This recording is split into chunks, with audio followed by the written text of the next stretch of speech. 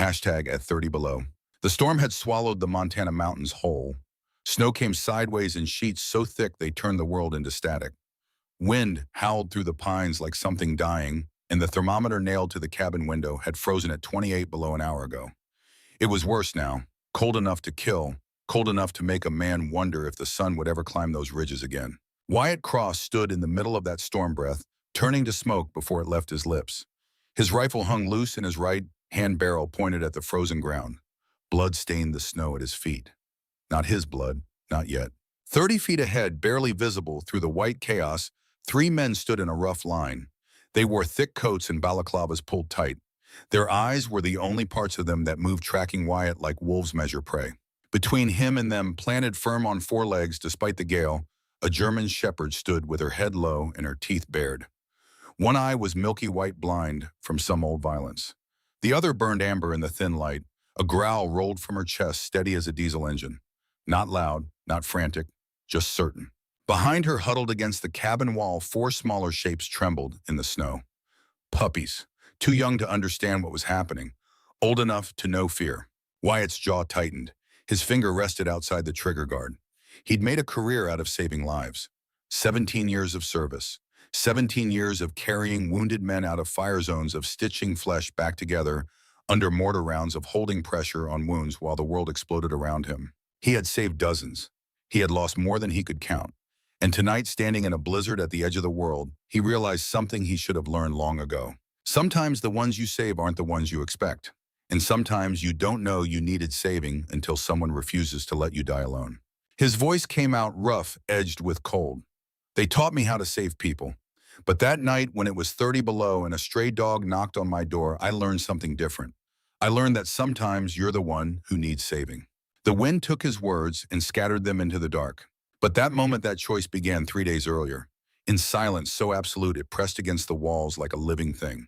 3 days earlier. The silence had been absolute. The kind of silence that pressed against your eardrums until you heard the blood moving through your own head. The kind that made you remember every mistake you'd ever made because there was nothing else to fill the space. Wyatt sat in a wooden chair by the cast-iron stove, watching flames curl and snap behind the grate. The fire gave off heat that spread slow and uneven, leaving the far corners of the room still edged with frost. He didn't mind. Cold was a companion that demanded discipline. It gave him distance from everything soft, everything that could hurt. He was 37 years old, though most days he felt older. His shoulders were still broad, the kind built from carrying weight over long distances. His beard was thick and trimmed close to his jaw, threaded with early silver. Hair the color of wet bark, cut military short out of habit. Eyes somewhere between blue and gray, the shade of lake ice before the thaw. A scar ran from his right temple into his hairline. White, thin, a souvenir from Fallujah. Most people never noticed it. Wyatt touched it sometimes without thinking when the dreams came back. The cabin was small, 1 room a loft above. A wooden rack by the door held a canvas coat, a pack, a coil of rope. Shelves lined with jars of dried beans, elk meat, rice. Everything he needed to last through storms that could pin a man down for weeks. On a chair near the stove, a wool blanket lay folded, gray and worn, the last thing his mother had made before she passed. He kept it there like a photograph he couldn't bring himself to put away. Wyatt lived this way not because he had nowhere else to go, but because there was no one left who needed him to come back. The Navy had stripped him down to bone and rebuilt him into something harder. But when the uniform came off, there had been no mission waiting. No family to draw him home. Just memories that woke him at 3 in the morning, drenched in sweat, reaching for people who weren't there. Montana's wilderness was brutal, vast, unforgiving. It offered him what he needed most. Silence, the kind that was both punishment and relief. He poured coffee from a blackened kettle, bitter, strong enough to strip paint. The steam rose in thin curls, disappearing into the cold air above his head. The habit steadied him. He had learned to move without waste, to measure his breath, his steps, his words. In war, waste could kill. In the wilderness, it only reminded him he was still alive. Outside, the storm gathered strength. Wind scoured the ridge, carrying snow and white curtains that bent the trees and rattled the shutters. The thermometer dropped another 2 degrees. Wyatt watched it fall with the detachment of a man who had stopped expecting warmth. Then came the sound. 3 knocks, deliberate, spaced as though struck by a hand that understood doors. Wyatt froze the mug halfway to his lips. His ears had been trained to separate chaos from intention. This wasn't weather. This wasn't a branch snapping under ice. This was contact. He set the mug down slowly. Every muscle remembered drills. The way to still the body, but keep it ready. His hand brushed the rifle leaning against the wall. He didn't lift it. Not yet. He crossed the floor on quiet feet boots, whispering against old boards. The knock came again, softer this time, as though whoever waited outside had lost some of their strength. Two short taps, then one long dragging against the wood. Wyatt paused at the latch. Every rule he'd learned screamed to ignore it. No stranger man or animal had ever come to his door with good news. Not out here. Not in the middle of a Montana blizzard at 30 below. But the silence that followed was worse than the knock itself. It wasn't empty. It waited. He leaned his forehead briefly against the doorframe, closing his eyes. The scar near his temple throbbed with memory. Desert nights rose unbidden. The sudden quiet that had meant danger. When one wrong choice had cost lives. When Ethan Garrett, 19 years old with Kansas wheat-colored hair and eyes too trusting for war, had bled out in the sand while Wyatt ran toward him. 2 minutes too late. 2 minutes that might as well have been 2 years. Not tonight, he muttered under his breath. To himself. To the storm. To whatever waited just beyond the wood. The wind pressed harder against the cabin. Snow hissed along the edges of the door. The knock didn't come again, but he could still feel it. The echo of intention lingering like a heartbeat just out of rhythm. Wyatt's hand tightened on the latch. The decision wasn't made yet, but the night had shifted. Something was out there. Something that had chosen his door. And for the first time in years, he wasn't sure the silence was what he needed anymore. The latch beneath his hand was cold enough to burn. Wyatt hesitated, breath rising in pale clouds as the storm hammered the walls. Every instinct sharpened by 17 years in uniform screamed to leave the door shut. Rules existed for a reason. Rules meant survival. But then came a sound so soft it threaded itself through the howl of the wind. A whimper, high and thin like something fragile breaking in the dark. Against every rule he'd built, his life on Wyatt drew the latch and shouldered the door open. The storm lunged inside with icy claws. For a moment, the world beyond was nothing but white chaos. Snow blowing sideways in furious sheets. Then through the haze, a shape formed at the threshold. At first, it seemed part of the storm itself, a shadow rimmed in frost. But as the wind shifted, he saw her clearly. A German shepherd, gaunt from hunger. Her coat matted with ice, ribs showing sharp beneath her fur. Her left eye was clouded over milk-white and sightless. The right eye burned amber, fixed on his face with an intensity that stopped his breath. Her paws trembled on the porch, but her head remained lifted, not begging, not pleading, defiant. Beneath her chest, pressed close to her legs, two small shapes shivered in the snow. Puppies, their ears too soft to stand upright, their bodies too small to bear the storm's cruelty. They leaned into her, trying to disappear into her body heat. One let out a weak whine, a sound that reached past the door and straight into Wyatt's chest. He stood frozen, hand braced against the wood, staring at the tableau framed by his porch light. One desperate mother, two lives dangling on the edge of survival. His mind raced through rules drilled into him long ago. Don't feed what you can't protect. Don't let wild things into your camp. Don't let need blur your judgment. Those rules had saved him in deserts where strangers sometimes meant explosives. In cities where a wrong door led to blood. They had built walls that kept him alive, even after the Navy let him go. But here in the heart of a Montana storm, those same rules pressed against him like armor that had grown too heavy to carry. The shepherd's eyes locked onto his. Amber, steady, unflinching. They held none of the pleading he expected. None of the fear of a cornered animal. It was a gaze that measured him, as though she were deciding whether he was worthy of trust. In those few seconds, Wyatt felt the strangest inversion. He wasn't choosing whether to open his door to her. She was choosing whether to bring her pups across his threshold. That realization tightened his throat in a way he hadn't felt since the last day he stood with his unit. The wind shoved harder against the door. Snow blew across the floorboards. Wyatt's knuckles whitened around the edge of the frame. Logic screamed at him to push the door shut. Bolt it, drown the sound of those whimpers under the roar of the storm, and go back to his fire. But his body didn't move. Instead, slowly, almost against his will, he widened the door. The cold hit like a blade, but he didn't flinch. The shepherd didn't move forward. Not yet. She stood half a step back from the line of his door, body angled to shield her pups. Snow clung to her muzzle. Ice rimmed her whiskers. Yet her eyes never left his. She was making her bargain in silence. If you open the way, I will follow.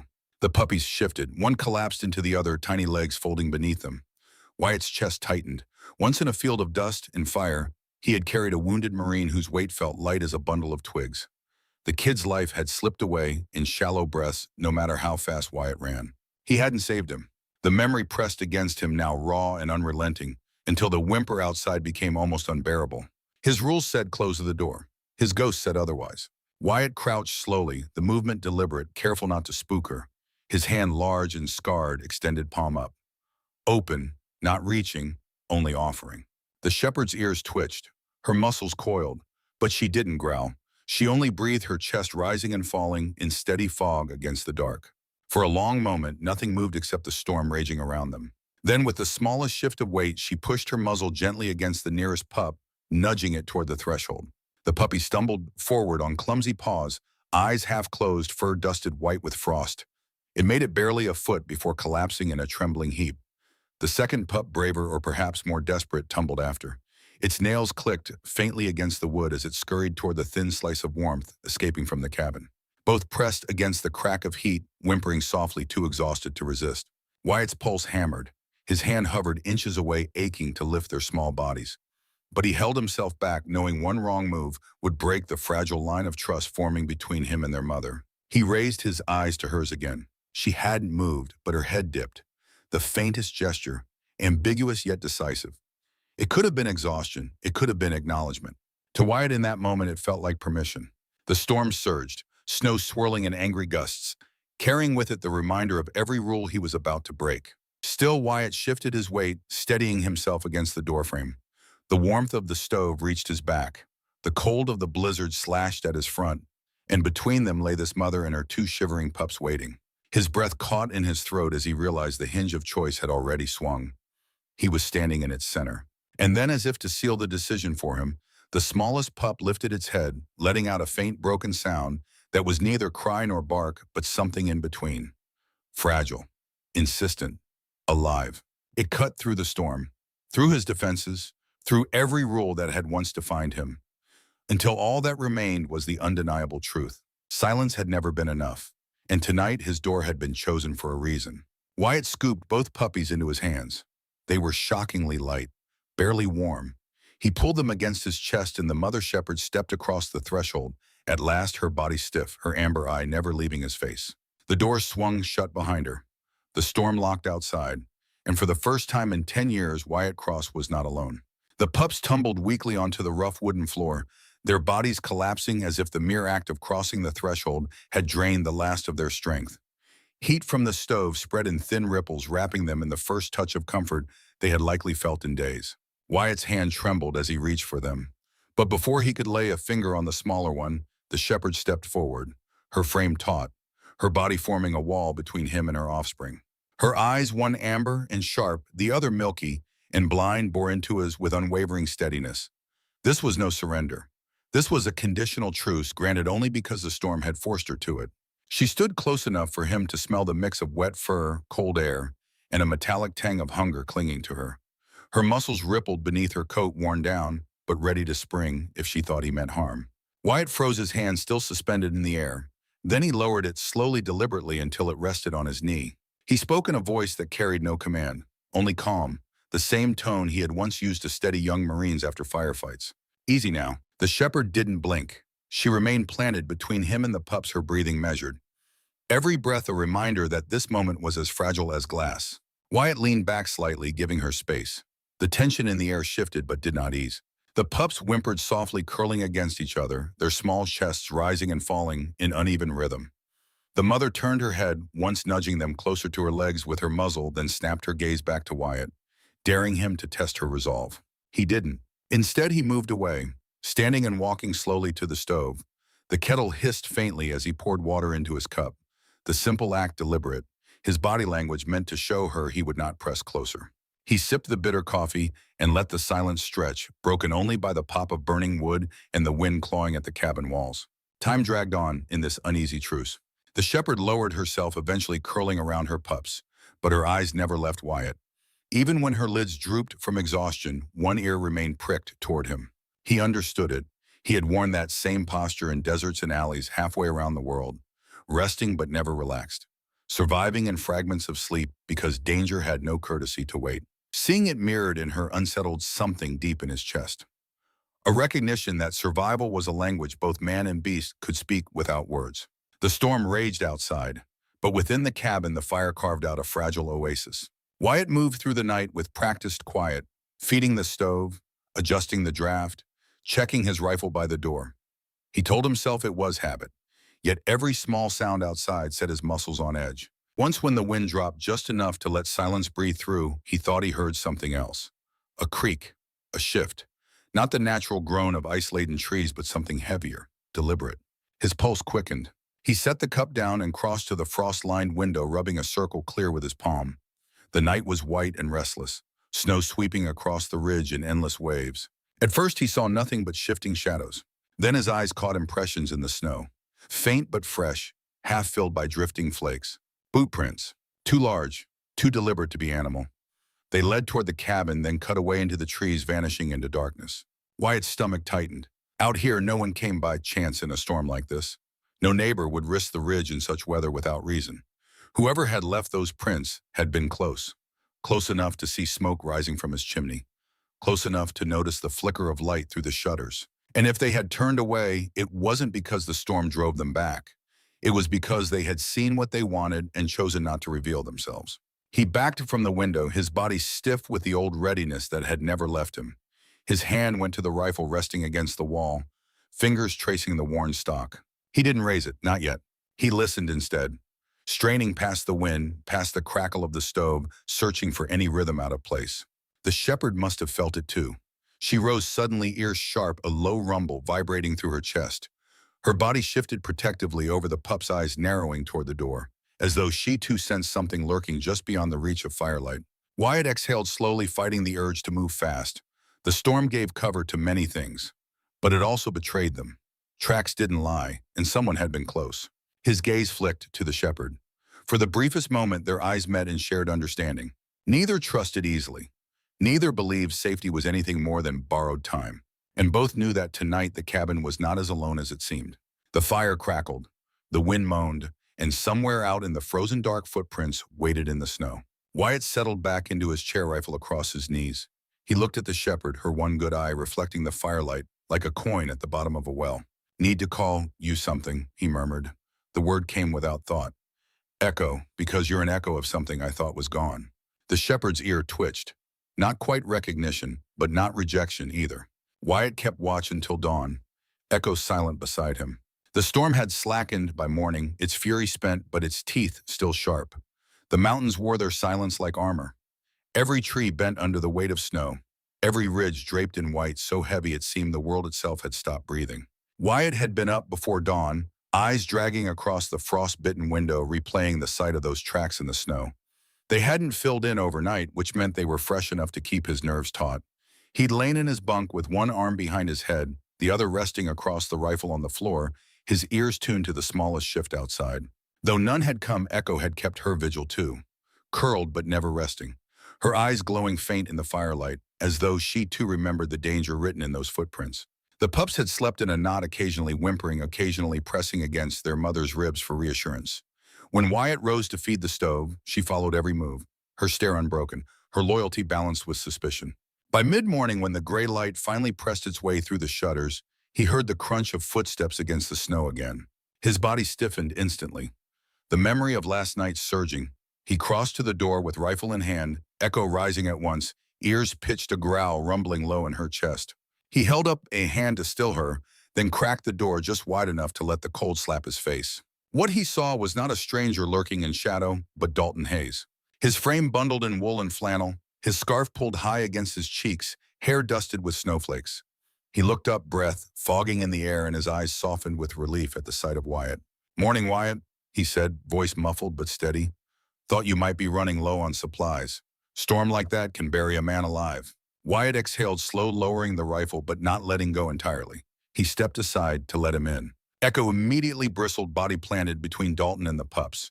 Her growl deepened, though her stance remained measured. Not aggressive, watchful. Dalton stopped short, his gray eyes widening as they landed on the cluster of fur huddled near the stove. "Well, I'll be damned," he murmured, tugging his scarf down. "You've got company." They came on their own. Wyatt said, the memory of the storm flashing across his mind. Showed up last night, almost frozen. Dalton's lips curved into something between admiration and sorrow. He set a basket on the table, the smell of bread and honey escaping into the room. Lucky they found you. Echo's growl deepened, though her stance remained measured. Wyatt moved a step closer to Dalton, his posture calm but watchful, as though to remind the dog that this man was no threat. She doesn't trust easy, Wyatt said. Dalton smiled faintly, though the expression carried a sadness of its own. Can't blame her. Trust will get you killed if you give it away too fast. His eyes flicked to Wyatt, holding his for a moment longer than casual, then dropped back to the pups. He slipped off his gloves and carefully drew out a small jar from his basket. Honey, he explained, helps when calves are too weak to nurse. Thought it might give these little ones a chance. He dabbed his finger and held it out cautiously, offering it not to the pups but to Echo first. She sniffed, ears twitching, her nostrils flaring at the sweetness. For a long breath, she hesitated, then flicked her tongue once, quick and deliberate. Dalton didn't move, only repeated the gesture steady as stone until the smallest pup stirred, catching the scent. He bent, dabbing a trace along its muzzle, and Wyatt watched as the tiny mouth opened, tongue flicking weakly. A sound escaped him, quiet, unintentional. Relief as the pup licked again, its body twitching with stubborn will. Echo leaned closer, nosing the pup as though urging it onward, her eyes never leaving Dalton. When the moment passed, Dalton stood, slowly brushing his hands on his coat. You did right to let them in, he said softly, his tone carrying more weight than casual praise. Wyatt didn't answer. He only poured Dalton a cup of coffee from the kettle, setting it on the table beside the bread. They drank in silence for a while, the only sounds the crack of fire and the occasional whimper from the pups. But Dalton's gaze lingered on the frost-lined window, his expression shifting to something more serious. I should tell you, he began carefully. There have been poachers around, lost 5 elk already this season, found carcasses stripped to bone not far from here. He paused, his eyes tightening. They're not the kind to scare easy, and they don't like being seen. I found traps on my land last week, cut 3 before they caught anything. Wyatt's jaw clenched. The memory of those boot prints replayed sharp and vivid. He didn't answer right away, his silence enough to make Dalton's gaze narrow. You've seen something, Dalton pressed. Wyatt set his mug down, the sound heavier than intended, and looked at him fully. Tracks, last night, too close to the cabin. The words hung thick in the air, heavier than the storm silence. Dalton's breath caught, then steadied. Then you know, he said, his voice firm. Whoever they are, they're watching. Echo lifted her head, ears pricked, a low growl vibrating through the room, as though she too understood the weight of what had just been spoken. Wyatt's hand brushed the rifle near his chair, his blue-gray eyes fixed on the window, where the snow still drifted, covering the trail, but not the memory. Outside, the wilderness looked quiet, but quiet had never meant safe. Dalton leaned forward, lowering his voice. The man leading them, named Silas Cade, runs a network across 3 counties. Elk, bear, wolves. Whatever's worth money. Been operating out here for years. Sheriff knows. Dalton's expression darkened. Sheriff's on his payroll, has been since he took office. You report Silas, you might as well paint a target on your back. Wyatt said nothing, but his grip on the coffee mug tightened until his knuckles went white. There was a man, Dalton continued, his voice dropping lower. Lived in this cabin before you. Name was Levi Hartwell, corporal, Navy, good man, kept to himself like you. Wyatt looked up, something cold settling in his gut. Levi found out what Silas was doing, started keeping records, mapping where they hid the kills. He was going to go to the state police, bypass the local law. Dalton paused, staring into his cup. 2 years ago, Levi got sick, real sick, died in 3 weeks.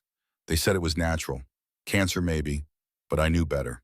Poison, arsenic in the well water, slow enough no one suspected. By the time anyone thought to test it, Levi was gone and the well had been cleaned. The fire popped in the stove, the sound sharp in the quiet. Wyatt's chest tightened. You think Silas killed him? I know he did. Levi was my friend. We served together. Different wars, same oath. Dalton's voice cracked just barely. I couldn't prove it then. Still can't, but that doesn't make it less true. Echo shifted, pressing her body closer to the pups as though sensing the weight of the conversation. Wyatt stared at the floor, at the wood worn smooth by years of footsteps. Levi Hartwell's footsteps. A man who had lived here, who had fought the same fight Wyatt was now stepping into. Why are you telling me this? Dalton met his eyes. Because Silas doesn't forget, and he doesn't leave loose ends. You've got something he wants now. The dogs. The dogs. The land. The isolation. Men like Silas see opportunity where others see peace. Dalton stood, pulling his gloves back on. Watch yourself, Wyatt, and watch them. He nodded toward Echo and her pups. They came to you for a reason. Don't let that reason get them killed.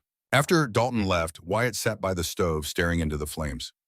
Echo lay beside him, her blind eye turned toward the fire, her good eye watching the door. Ethan Garrett's face rose unbidden in his memory. The kid's wheat-colored hair matted with blood and sand, his eyes still open, staring at nothing.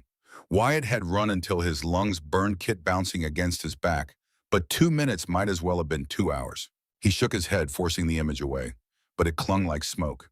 Then Echo stood, ears pricked forward.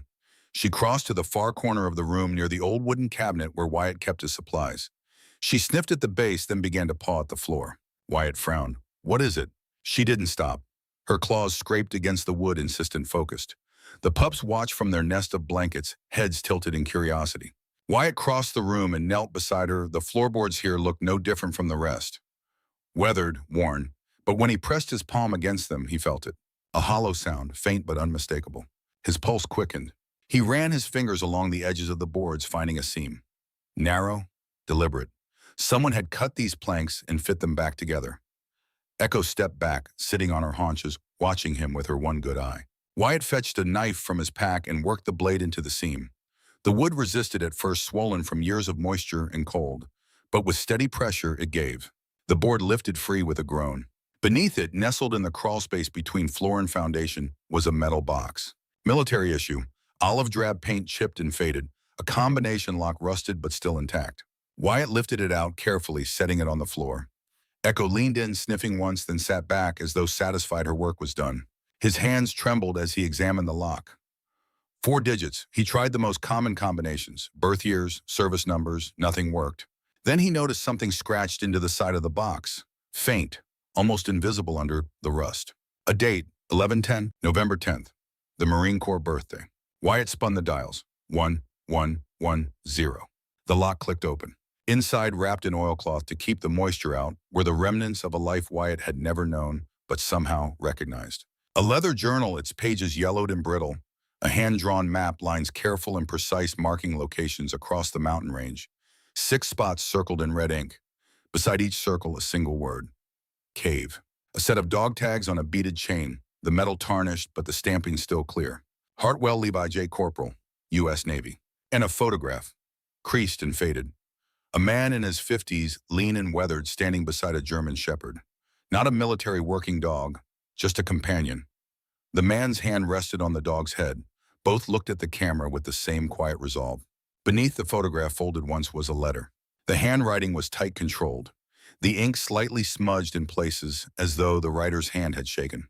Wyatt unfolded it and read, "To whoever finds this, I don't know your name, I don't know your story, but if you're reading this, it means you're standing where I stood, living where I lived, and maybe, just maybe, you've been called to finish what I couldn't. The men who run these mountains think they own them. They take what they want. Elk, bear, wolves, anything that can be sold. They kill without mercy and hide behind badges bought with blood money. I tried to stop them. I gathered evidence and mapped their operations. I recorded their crimes. But I was a coward. I waited too long, and waiting killed me. If you're holding this, you have a choice I didn't make in time. You can walk away, burn this box, forget you ever saw it. Or you can stand. The map will show you where they hide their kills. The journal has names, dates, transactions, everything you need to bring them down. God didn't leave this cabin empty by accident. He prepared it for someone. Maybe that someone is you. Finish what I couldn't. And if you do know that you're not alone, you never were."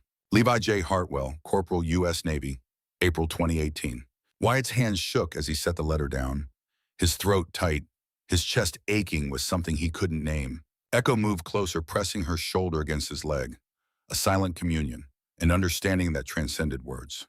He looked at her, at the milky white eye and the amber one, and for the first time since she'd arrived, he spoke to her directly. "You knew, didn't you? You knew what was here." She didn't answer, only leaned into him, her weight solid and warm.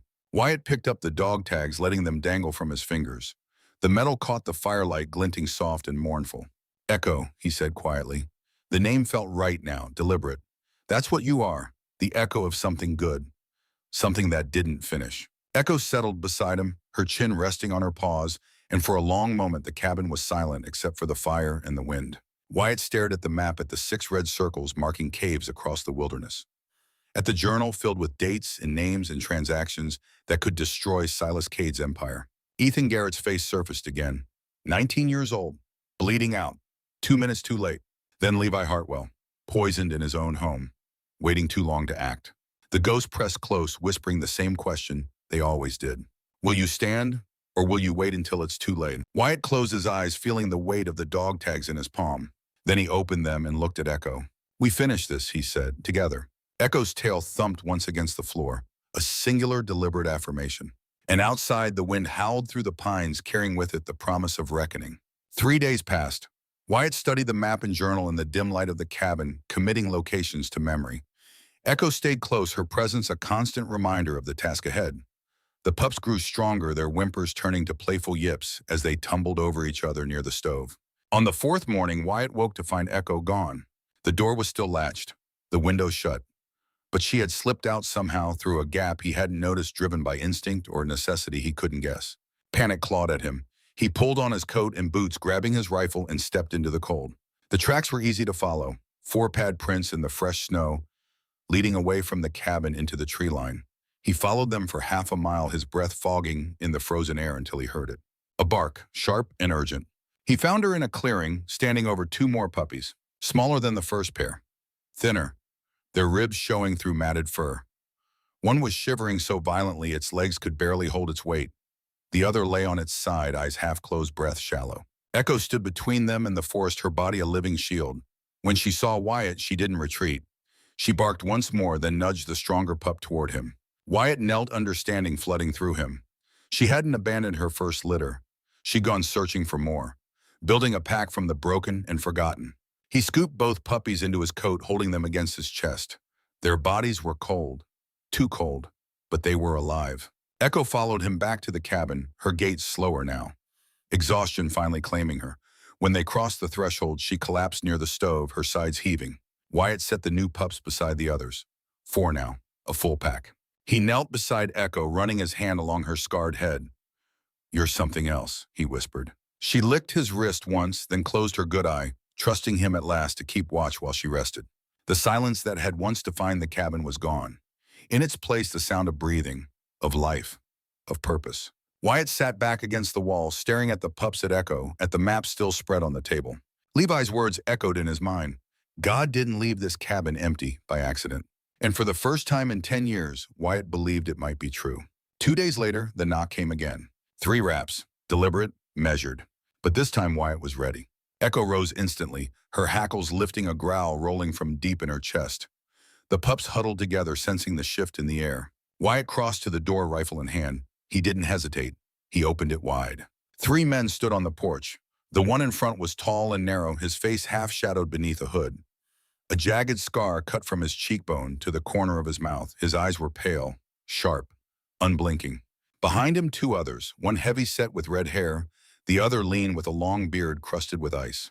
The scarred man smiled faintly, though the expression never touched his eyes. Evening, he said, his voice low and roughened by cold and cigarettes. Name's Silas Cade. I believe we haven't been properly introduced. Wyatt said nothing, only held the door, his grip firm on the rifle just out of sight. Silas's gaze slid past him into the cabin, landing on Echo and the pups huddled near the stove. His smile widened. Beautiful does, German shepherds. Purebred, if I'm not mistaken.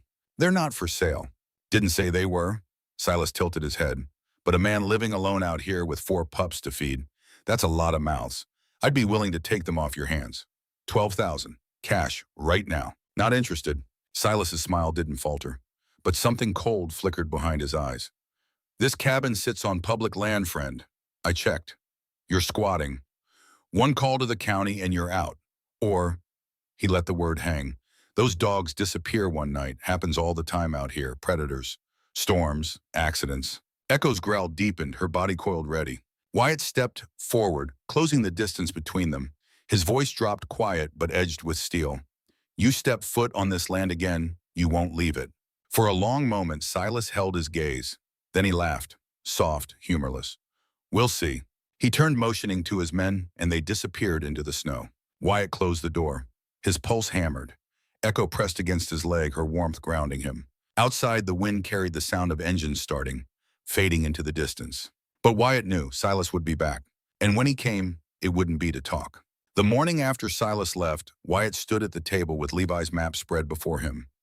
6 red circles, 6 caves scattered across the mountain range where Silas hid his kills. The journal listed dates, quantities, species. Enough evidence to bury him. But evidence meant nothing if it stayed hidden. Dalton arrived before noon, his truck grinding up the snow-packed trail. He stepped inside, shaking ice from his coat, and his eyes went straight to the map. "You're going after him." It wasn't a question. Wyatt nodded once. "Levi couldn't finish it, I can." Dalton moved closer, studying the circles. His weathered finger traced a route from the cabin to the nearest cave marked number 3. "This one's 2 miles northeast. Limestone formation, big enough to hide a truck. That's where I'll start." Dalton looked at him hard. "Silas won't let you walk in and out. He knows you've got something. He's watching." "I know. Then you know this could get you killed." Wyatt met his gaze. "Staying here and doing nothing will kill me slower." Dalton's jaw worked. He pulled off his gloves and reached into his coat, drawing out a small USB drive. "I made a copy, scanned every page of Levi's journal, every note. If something happens to you, this goes to the state police. Not the local sheriff. State." Wyatt took the drive, turning it over in his palm. "You do that. Levi was my brother in arms. You are too, whether you know it or not." Dalton's voice roughened. "Besides, a man who takes in strays and fights for what's right, that's the kind of man worth standing beside." Wyatt slipped the drive into his pack. Then he crossed to the cabinet and retrieved the original USB from Levi's box. The one with the audio recording. Silas admitting to killing 2 grizzlies, bragging about it. He handed it to Dalton. "Keep this safe. If I don't come back by nightfall, you know what to do." Dalton closed his fist around it. "You'll come back." Echo sat near the stove, watching them both. Her one good eye tracked every movement. The pup slept in a pile, oblivious to the tension crackling through the room. Wyatt knelt beside her, running his hand along her scarred head. "You stay here. Keep them safe." Echo's ears flattened. She whined low in her throat. "I mean it. Dalton will watch over you." He stood, slinging his pack over his shoulder. Dalton moved to the door, then paused. "Wyatt, Levi used to say something before he went out on patrol. Old Navy thing." "What's that?" "God doesn't bring you this far to leave you stranded." Dalton's eyes were steady, certain. "Remember that." Wyatt nodded, throat tight. He glanced at Levi's dog tags still sitting on the table where he'd left them. He picked them up, feeling the weight of them. The name stamped into metal, a life reduced to serial numbers and blood type. He whispered almost to himself. "Levi said God prepared someone to finish this. If that's true, if this is where I'm meant to stand, then give me the strength not to fail. Not this time." The words felt strange in his mouth. He hadn't prayed in years. Not since the desert, not since Ethan. But something about holding those tags standing in Levi's cabin made the silence seem less empty. He slipped the tags into his pocket and walked out into the cold. The trail to Cave 3 cut through dense pine forest, the snow waist-deep in places. Wyatt moved with the practiced efficiency of a man who'd patrolled hostile terrain.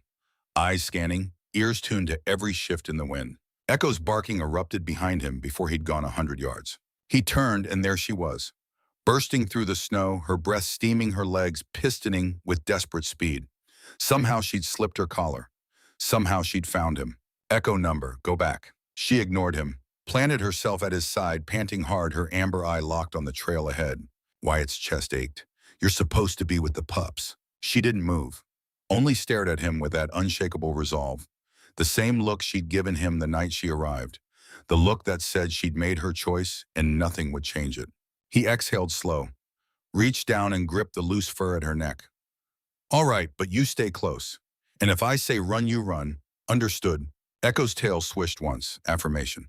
They moved together into the forest, man and dog, bound by something deeper than commands, deeper than training. The cave entrance was a black slash in the hillside, half hidden by snow-laden pines. Wyatt approached from downwind, rifle ready, every sense alert. No tracks leading in or out, no recent disturbance. But that didn't mean it was empty. Echo's hackles rose as they neared the opening. Her growl came low and constant. Wyatt knelt beside her, hand on her shoulder. "Easy." He pulled a flashlight from his pack and clicked it on. The beam cut through the darkness, revealing a passage that sloped downward into the earth. The walls were wet. The air smelled of stone and decay. They moved inside, the cold intensifying. The passage opened into a larger chamber, and Wyatt's light swept across the space. His stomach turned. Hides. Dozens of them. Stretched and stacked along the far wall. Elk, bear, wolf. Some still bloody, some cured and ready for sale. In the center of the chamber, a workbench held knives, saws, chemicals, the tools of butchery. This was it. Levi's map had been exact. Wyatt pulled out his phone, snapping photographs. Evidence, proof, every angle documented. Echo circled the chamber, nose to the ground, her body tense. Then she froze. Ears pitched forward, a growl building in her chest. Wyatt spun, light sweeping toward the entrance. 3 shadows filled the passage, backlit by daylight, moving fast. He didn't wait. He raised the rifle. Don't. Silas Cade stepped into the beam, hands raised, but his smile was sharp. Behind him, Wade and Kane spread out, blocking the only exit. Put it down, Wyatt, or my boys here put you down. Your choice. Wyatt's finger hovered over the trigger. I've got enough evidence here to bury you for 20 years. Silas laughed, soft, cold. You've got nothing. No one's going to believe a squatter with a stolen dog over a respected businessman. And even if they did, you won't be alive to testify. Echo snarled, her body coiled to spring. Easy girl, Silas said, eyes flicking to her. Hate to put down a valuable animal, but I will. Wade raised a pistol, aiming at Echo. Wyatt's world narrowed. The rifle swung toward Wade. Touch her and you die first. Then we all die, Silas said. Or you put the gun down, hand over whatever Levi left you and walk away. I'll even let you keep the dogs. Call it a gesture of goodwill. Wyatt's pulse hammered. The rifle was steady in his hands, but 3 against 1 in a confined space. Echo would die. He would die. And Levi's evidence would disappear. The silence stretched. Then Wyatt lowered the rifle, slowly, his voice barely a whisper. God, if this is where you brought me, don't let me fail. Not like before. Not again. The words weren't loud, but they filled the cave, filled him. Silas stepped closer, hand outstretched. Smart man. That's when Echo lunged. Not at Silas, at Wade. She hit him, low teeth sinking into his forearm. The pistol discharged the shot while ricocheting off stone. Wade screamed, stumbling back, and Echo held on, shaking her head, tearing through fabric and flesh. Wyatt moved. He swung the rifle like a club, catching Kane across the jaw. The man dropped unconscious before he hit the ground. Silas fumbled for a weapon, but Wyatt was faster. He slammed the stock into Silas's ribs, driving him back against the wall. Stay down. Silas gasped, clutching his side. Wade had collapsed, Echo still growling over him, her teeth bared. Wyatt's hands shook. His breath came hard. But he was alive. Echo was alive. He pulled a flare gun from his pack, the same one he'd carried since his Navy days. Red emergency signal, visible for miles. He stepped to the cave entrance and fired into the sky. The flare arced upward, trailing smoke burning bright against the gray clouds. Dalton would see it, and Dalton would call the state police. Wyatt turned back to Silas, who was trying to stand. You're done. Silas spat blood. You think the law will save you? You think anyone cares about a dead man's journal? They'll care about the recording. Levi got you on tape, admitting to the Grizzlies, bragging about it. Silas's face went pale. Yeah, didn't know about that, did you? Wyatt's voice was steel. It's already with someone you can't touch. By now, it's on its way to people who don't take bribes. The sound of engines echoed in the distance, growing louder. Silas's eyes widened. You son of... Shut up. Wyatt kept the rifle trained on him until the vehicles arrived. State police. Not local. 4 trucks, lights flashing, officers pouring out. Dalton climbed out of the lead truck, his face grim but relieved. He'd made the call, just like he'd promised. The officers moved into the cave, taking in the hides, the equipment, the 3 men on the ground. One of them, a sergeant with silver hair, looked at Wyatt. You cross. Yes, sir. Dalton Hayes vouched for you. Said you've got evidence of a poaching operation. Wyatt handed over his phone. Photos, dates, locations. And there's a journal, audio recordings, everything you need. The sergeant scrolled through the images, his jaw tightening. We've been trying to nail Cade for 5 years, never had enough. You do now. Silas was hauled to his feet, cuffed, read his rights. He glared at Wyatt the whole time. This isn't over. Yeah, Wyatt said quietly. It is. Wade and Kane were loaded into separate vehicles. The sergeant turned back to Wyatt. You'll need to come in, give a statement, but from what I'm seeing, this is self-defense. You did good. Wyatt nodded, too tired to feel relief. Echo limped over, her muzzle flecked with blood. Not hers. Wade's. She pressed against Wyatt's leg and he sank his hand into her fur. You saved my life, he whispered. She looked up at him with that one amber eye, and for the first time since she'd arrived, her tail wagged. Slow, deliberate. Trust. The trials took 4 months. Silas Cade was sentenced to 22 years. Federal charges, illegal trafficking of protected species, conspiracy, bribery. The FBI expanded the investigation, uncovering a network that spanned 5 states. Arrests followed. Indictments. The whole rotten structure collapsed. The local sheriff resigned under pressure. A new one was elected. Someone Dalton knew, someone clean. And Wyatt, he stayed. Spring came to the mountains, melting the snow, coaxing green from the frozen earth. The cabin that had been a tomb became something else, a haven. Wyatt stood on the porch, hammer in hand, driving the last nail into a wooden sign. The letters were burned into the wood, carefully shaped. Hartwell's Haven, Wildlife Rescue and Rehabilitation. Below it, a second line, Second Chance K9, Healing Warriors, one dog at a time. Echo lay in the sun, her belly swollen. She'd given birth 3 weeks ago. 3 pups, healthy, strong. They tumbled in the grass now, their ears flopping, their legs unsteady. Combined with the original 4, now half-grown and learning commands, there were 7 dogs on the property. 7 lives saved. 7 lives that would go on to save others. Dalton walked up the trail carrying a crate of supplies. Got the collars you ordered and the training leads. Wyatt took the crate, setting it inside. Thanks. You really think this'll work, training strays to be therapy dogs? Echo wasn't trained. She saved me anyway. Wyatt looked at the dogs playing in the yard. If we can give them structure, purpose, they'll do the same for others. Dalton smiled. Levi would have liked this. I hope so. They stood in comfortable silence watching the dogs. The original 4 pups played in the yard. Hope had the makings of a search and rescue dog. Her nose always to the ground, tracking scents with single-minded focus. Valor shadowed Wyatt like a second conscience, never more than 3 feet from his side. Mercy, the one Wyatt had saved that first night with CPR, was the gentlest of the litter, her eyes soft and patient. She'd be perfect for hospice work, bringing comfort to the dying. And Honor, bold and tireless, would go to a family with an autistic child who needed a companion that never judged. Dalton watched them for a moment, then cleared his throat. Got someone coming by this afternoon. Veteran, Army, did 2 tours in Afghanistan. PTSD, bad. He heard about what you're doing, wants to meet one of the dogs. Wyatt's chest tightened. Which one? The black and tan, the one Echo brought in second. Scout. Yeah, Scout. Wyatt nodded. I'll have him ready. The man arrived at 3, parking his truck 50 yards out like he didn't trust getting closer. His name was Ben, late 30s, but his eyes looked 60, thin to the point of gaunt cheekbones, sharp beneath skin that hadn't seen enough sun. He moved the way Wyatt used to move in Fallujah, scanning corners, tracking sounds, calculating exits. Afghanistan, Wyatt guessed. The way Ben flinched at the crack of a branch confirmed it. Wyatt led Ben to the yard where Scout sat waiting. The dog was calm, patient. His eyes tracked Ben's approach, but his body stayed loose. Go ahead, Wyatt said. Let him sniff your hand. Ben extended his hand, trembling. Scout leaned forward, nose working, then sat back and tilted his head. Ben knelt, slowly, and Scout moved closer, resting his chin on Ben's knee. Something broke in Ben's face. He wrapped his arms around Scout's neck and buried his face in the fur. His shoulders shook.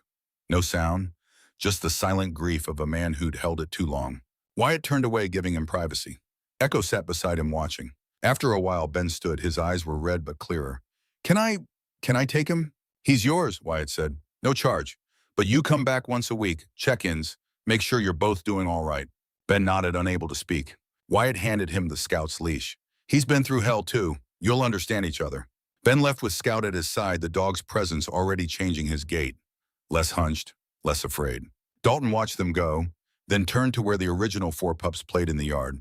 Hope bounded after a butterfly, her ears flopping. Valor sat at attention, watching Wyatt for the next command. Mercy nuzzled one of Echo's new pups, gentle as snow. Honor barked at a squirrel, fearless and loud. You've got homes lined up for all of them, Dalton asked. Wyatt nodded. 3 veterans, 1 family with a special needs daughter. They're ready. And you're ready to let them go. Wyatt watched Hope bound after the butterfly, her joy infectious. That's the whole point, saving them so they can save others. Dalton turned to him. You just gave away a $1,000 dog. He needed him more than I needed the money. Levi would have done the same. Wyatt reached into his pocket and pulled out Levi's dog tags. He'd carried them every day since he found them. They'd become a talisman, a reminder. He walked to where Echo lay in the sun, her pups nursing. He knelt beside her and she lifted her head, amber eye watching. Levi said God prepared someone to finish what he started. He was right, but it wasn't just me, it was you. He slipped the beaded chain over her head, settling the tags against her chest. Hartwell, Levi J. Corporal, U.S. Navy. Echo's tail thumped once, twice. Wyatt's throat burned. You carry his name now, his mission, and together we'll make sure every broken soul that comes here finds what we found. A second chance. The sun dipped lower, painting the mountains gold. The pups played. The older dogs rested. And for the first time in 10 years, Wyatt felt something he thought was dead. Peace. That evening, he sat on the porch with Dalton watching the light fade. The older man sipped coffee silent as the mountains. Finally, he spoke. You know what Levi used to say about miracles? Wyatt shook his head. He'd say miracles don't always fall from the sky. Sometimes they knock on your door in a blizzard. Sometimes they come on four legs and one good eye. And sometimes they ask you to be brave enough to open the door. Wyatt looked at Echo asleep now, with her pups curled against her.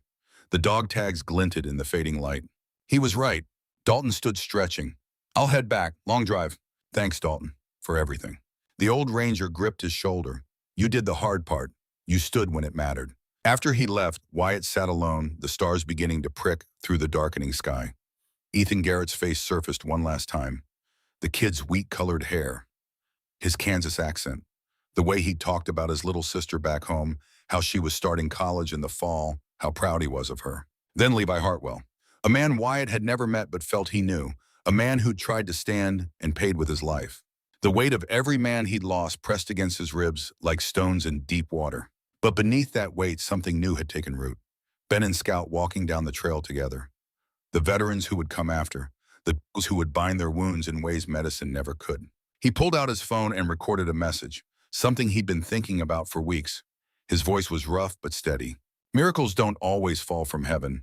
Sometimes they rise from the darkest corners of the earth, where faith and love rebuild what war destroyed. I came to these mountains to disappear, to hide from the guilt of the men I couldn't save.